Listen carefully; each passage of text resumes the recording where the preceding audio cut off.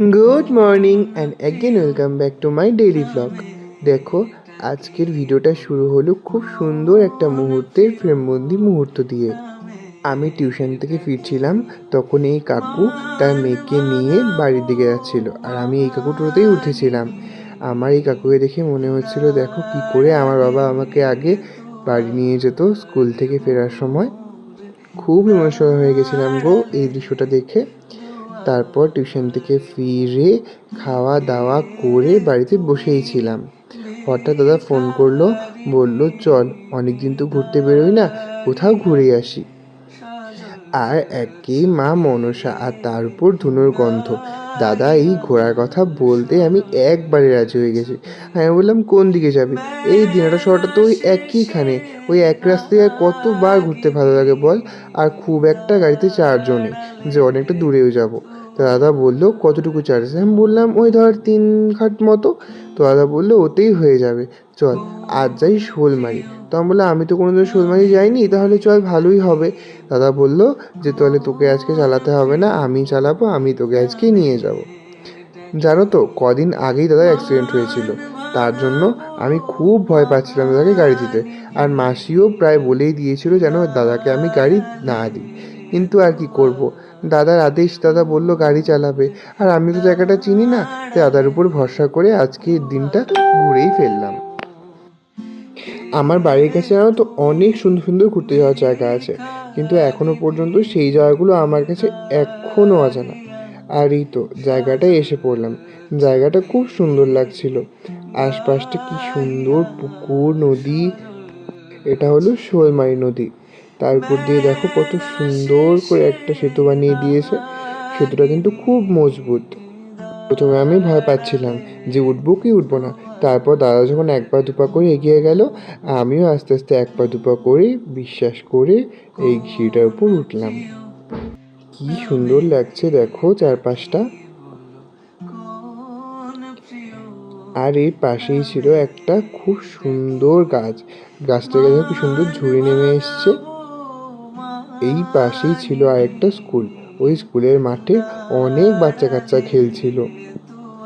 আর পাশের একটা বিলে দেখো কি সুন্দর শাপলা ফুল ফুটেছে। আমাদের বাড়িতে বছরে একবারই শাপলা ফুল আসে, আর সেটা হলো মনসা পূজার সময়। আর মনসা পূজার সময়ও কিন্তু এসে গেল। এই 17ই আগস্ট রোববার মনসা পুজো। কিন্তু এবছর তো আমাদের বাড়িতে মনসা পুজো হবে না, কিন্তু আমরা তাও ভেবেছি যে মা মনসাকে আমরা দুধ কলা গাছতলায় দিয়ে আসবো। কারণ না হলে আমাদের বাড়িতে মা মনসা রুষ্ট হয়ে যাবেন। কোনো বছর যদি আমরা দুধ কলা না দিই, সে বছর সাপের উৎপাতে আর বাড়িতে থাকাই যায় না। এই জায়গাটার খোঁজ দাদা সেদিন পেয়েছিল, যেদিন নাকি এই দাদার মাস্তুতো দিদি এসেছিল তার প্রি ওয়েডিং শ্যুট করতে। সেই মানকাজোর থেকে দিদি এখানে দিনটায় মাসির বাড়ির পাশে প্রেম করে বিয়ে করছে, আর তাই এখানেই দিদি প্রি ওয়েডিং শ্যুট করেছে। আমি বললাম দিদির বাড়ির পাশে এত সুন্দর ভিউ থাকতে দিদি এই শেষে দিনাটায় এসে ফটোশ্যুট করলো, তা আবার দিনাটায় না, শোলমারিতে এসে। এখন আমাদের বেরোতে বেরোতে ওখান থেকে প্রায় সন্ধ্যা হয়ে এলো। দেখ কি সুন্দর সূর্যটা অস্ত যাওয়ার পর আকাশটা হয়ে আছে। এখন আমরা বাড়ি ফিরছি। বাড়িতে এসেই দেখি পাপ্পু কাকু লোক পাঠিয়ে আমাদের পুরোনো ঘর থেকে এসিটা নতুন ঘরে শিফট করে দিয়েছে। সেই বিগত 2-3 মাস ধরে বলার পর আজকে কাকু পাঠালো এই কাকুটাকে। তারপর আমরা চলে এসেছিলাম আমার বড় পিসি যেখানে ভাড়া থাকে সেখানে। অনেক দিন থেকেই বড় পিসি বলছিল যে ওর ওখানে একবার দিদাকে নিয়ে আসতে। কিছুদিন পরেই তো আমাদের বাড়িতে শিফট হয়ে যাবে, ওর জন্য ও বলেছে যাওয়ার আগে ওই বাড়িতে এই বাড়িতে একবার দিদাকে নিয়ে আসতে। দিদা তো কোনোদিনও দেখেনি ওর এই ভাড়া বাড়িটা। আর আজকে বড় আমাদেরকে খাওয়াবে হলো লুচি আর পায়েস। আমার বড় পিসি জানো তো, লোকজন যেমন খুবই ভালোবাসে, তেমন লোকজনকে রান্না বাড়ি করে খাওয়াতেও খুব ভালোবাসে। ছোট থেকে এমনও একদিনও আমি দেখিনি যেদিন বড় পিসি আমাদের বাড়িতে আসতো কিছু না নিয়ে আসতো। কিছু না কিছুও আনতোই, একটা চকলেট হলে পর্যন্ত আনতো। আর আজও আমাদেরকে বলেছে যে আমাদেরকে লুচি পায়েস খাওয়াবে। আর দেখো কি সুন্দর করে লুচিগুলো এখন ভেজে নিচ্ছে। কিছুদিনের মধ্যেই ও আমাদের বাড়িতে শিফট হয়ে যাবে, তারপর থেকে ও আমাদের সাথেই থাকবে। কি মজা হবে তখন বলো তো, সবাই একসাথে থাকবো। ও একা মানুষ আর আমরাও। আগে তো ও ভাড়া বাড়িতেই থাকতো, এই জন্য আমরা বললাম এখন আর দরকার নেই, আমাদের সামনের ঘরগুলো তো রয়েছে, তুই ওখানেই থাক। আর ও ভাবলো যে এখন আমি একা থেকে আর কী বা করবো, তার জন্য ও এখন আমাদের বাড়িতে শিফট হয়ে যাবে। এই দেখো, এখন পায়েস বেড়ে লুচিগুলোকেও নামিয়ে এখন লুচিগুলোকে বেড়ে নেবে, তারপর আমাদের খেতে দেবে। আজ তো রবিবার আর কাল তো সোমবার, কালকে শ্রাবণ মাসের শেষ সোমবার, কালকে তো জল ঢালবো। তার জন্য আমি বলেছিলাম বড় আমি যাতে কিছু করিস না, ও বলেছিল মাংস করবে। আমি বললাম থাক, কাল যেহেতু পুজো দেবো এর জন্য আজকে আর আমিষ খাবো না। এই দেখো এখন বড় বেড়ে বেড়ে আমাদের দিচ্ছে। সবাই বলে আমার বড়োর যেমন মন, আমি নাকি ওর মতোই মন পেয়েছি। এখন দেখো দিদাকে বেড়ে দিচ্ছিল, কিন্তু দিদার তো সুগার, ওর জন্য দিদা পায়েস খাবে না।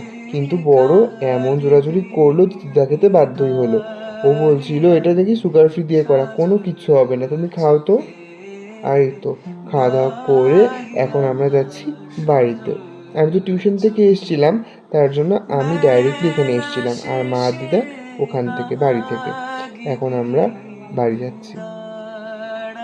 আমাদের বাড়ির খুব কাছেই বড়ই ভাড়া বাড়িটা, এই বলরামপুর রোডেই।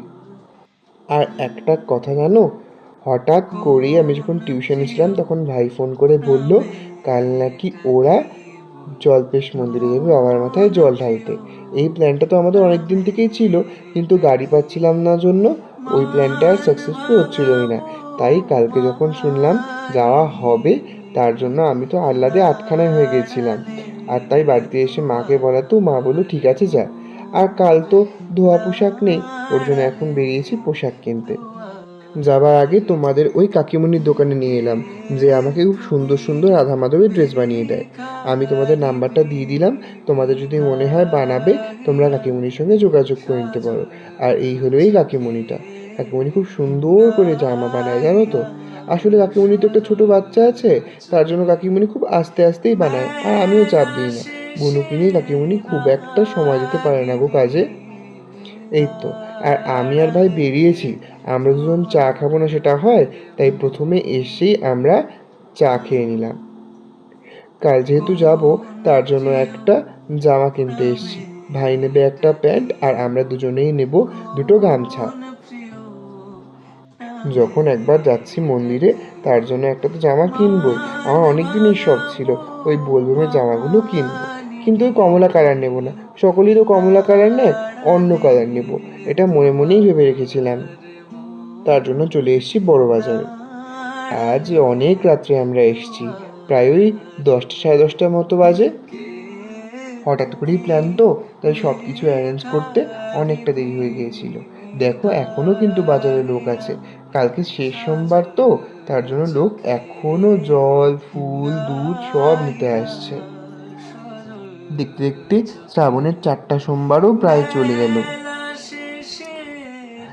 আজ আর ফুল বেলপাতা দুই সব নেব না, কারণ ওই জল্পেশ মন্দিরে তো অত শান্তি করে পুজো দিতে পারবো না, আর তার জন্য ওগুলো আর নিলাম না।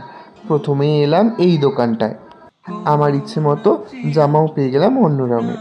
এই সাদা রঙের জামাটাই নিলাম, তাও একবার পরে দেখলাম যে ঠিক মতো হয় নাকি। সাদা জামাটা নিলাম কারণ সকলে তো ওই কালারের জামা পরে, কমলা কালারের, ওর জন্য এই সাদাটাই নিলাম, একটু আনকমন হবে। কিন্তু গামছাটা নিয়েছি কমলা রঙের, ওটার সাথে কন্ট্রাস্ট করে। এই মহাকাল লেখা এগুলো নিলাম না, কারণ জানো তো এইগুলো না, যদি অনেক সময় পায়েটায় কাদা লাগে তখন তো ধুতে হয়, গামছা দিয়ে পা মুছতে হয়, তখন এগুলো পায়ে লাগা তো পাপ, ওর জন্য ওই প্রিন্টেডগুলোই নিলাম। ভাই নিয়ে নিল একটা প্যান্ট আর দুজনে নিয়ে নিলাম দুটো গামছা। এখন চলে যাব সোজা বাড়ি, আর কোনো কাজ নেই, কাল তো সকাল সকাল উঠতে হবে, খেয়ে দিয়ে ঘুমিয়ে পড়বো। বাড়ি ফিরছিলামই বলরামপুর দেখলাম বোলবম যাচ্ছে অনেকজন, তার জন্য ওটাকে ভিডিওতে নিয়ে নিলাম। কি সুন্দর লাইটিং করে গাড়িতে করে ওরা যাচ্ছে। ওরা আজ রাতে যাবে, কালকে সকালে জল ঢেলে সকাল সকালই ব্যাক করবে, কিন্তু কাল আমরা যাব ভোরের ট্রেনে। আর এই ছিল আজকের একটা ছোট্ট ভ্লগ। আশা করবো ভিডিওটা তোমাদের খুব ভালো লেগেছে। তোমাদের সঙ্গে দেখা হবে অন্য কোনো সুন্দর একটা ভ্লগে। ততক্ষণের জন্য সকলকে টাটা বাই।